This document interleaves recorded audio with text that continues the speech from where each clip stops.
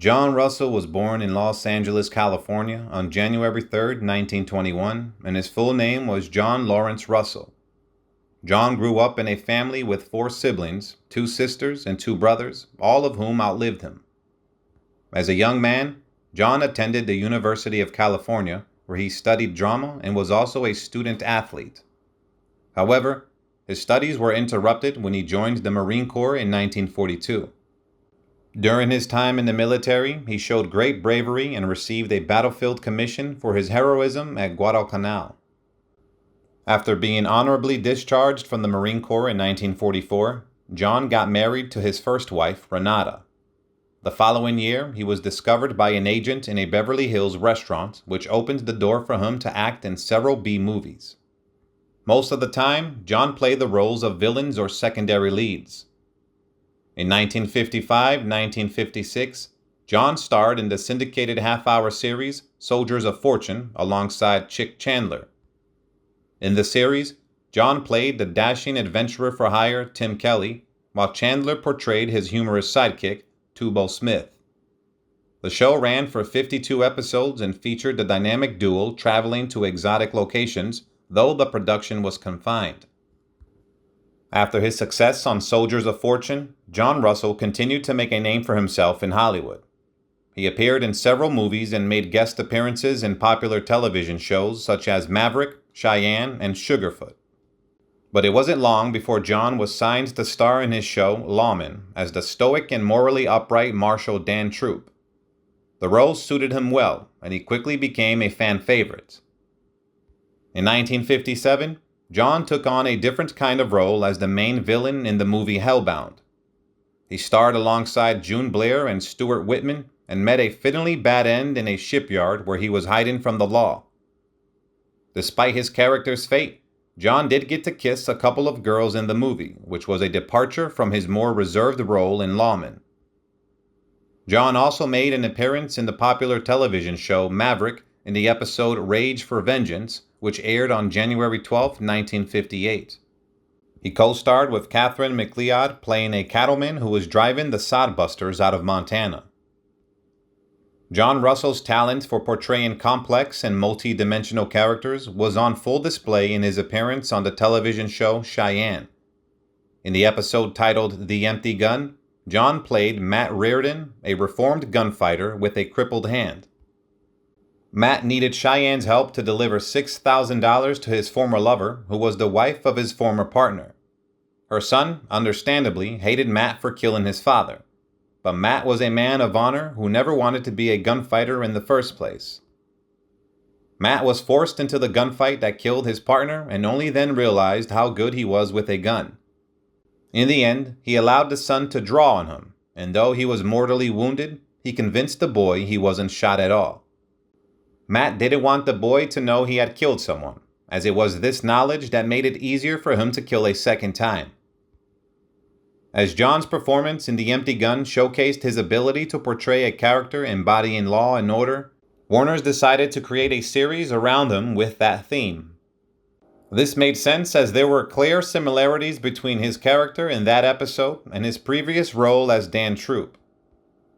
Interestingly, the Empty Gun episode was later reworked into a Lawman episode called The Payment, where John played the protector role from Cheyenne and Robert McQueenie played the reformed gunfighter. Before Lawman's debut, John made a guest appearance in the Maverick episode Lonesome Reunion, but in this episode there was no heroic element to his character. Peter Brown, one of the stars of Lawman, was once asked about his best recollections of the show during the 1998 Charlotte Film Festival. Without hesitation, he answered, "John Russell, John Russell, John Russell." He was about as good as it got. Peter went on to describe how John took him under his wing and taught him how to act in front of a camera at the 1998 Knoxville Film Festival. It seemed that life was imitating art since the show's format called for Marshal Troop to be a mentor to his young, inexperienced deputy. John not only mentored his young co-star, but also enlisted him in a conspiracy to make Lawman a quality show. This was no easy task, considering the hectic schedules, tight budgets, and limited resources they had to deal with. Moreover, They had to work with a plethora of writers and directors who were often not given the time or money they needed. Russell and Brown were not just actors in Lawman. They were the constants who maintained the high quality of the show and the consistency of the characters. They understood the importance of characterization in a television series and took it upon themselves to make sure that the show was done right. The producer of Lawman, Jules Shermer, complained that the breakneck production schedules left directors with no time to consider the subtleties of the script, which included characterization. The show's success depended on establishing a particular tone, and if a director played the characterization wrong, the total effect of the teleplay was destroyed. Russell and Brown both understood Shermer's perspective and agreed that the actors were the only important elements in a series to distinguish one from another. They recognized the importance of strong characterization in Lawman and managed to keep it consistent, even with a standardized production at Warner's. Together with Shermer, Russell and Brown made sure that Lawman was a quality show with interesting and growing relationships between the two main characters.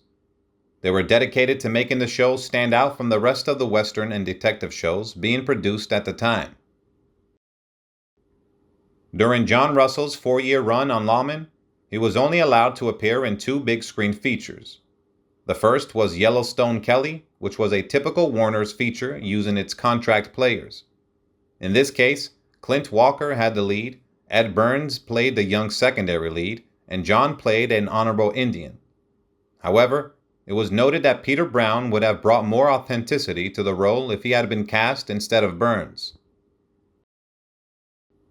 John's second Warner feature was the much better Rio Bravo, where he starred alongside a stellar cast including John Wayne, Dean Martin, Rick Nelson, Walter Brennan, Claude Akins, Ward Bond, and Angie Dickinson. In the movie, John played the powerful older brother of murderer Claude Akins, who tries to force the local law, represented by Wayne, Martin, and Brennan, to let his brother go. In the first main scene, he confronts Dude at the entrance to town where he's making everyone leave their guns. In the second main scene, he visits his brother at the jail and confronts Chance and Stumpy. In his last appearance, John mainly serves as a background figure in the final confrontation, as he sends out a hostage and eventually surrenders. Sadly, on January 19, 1991, John Russell passed away at the age of 70 due to complications from emphysema. He was interred in the Los Angeles National Cemetery, Los Angeles. Goodbye and rest in peace, John Russell.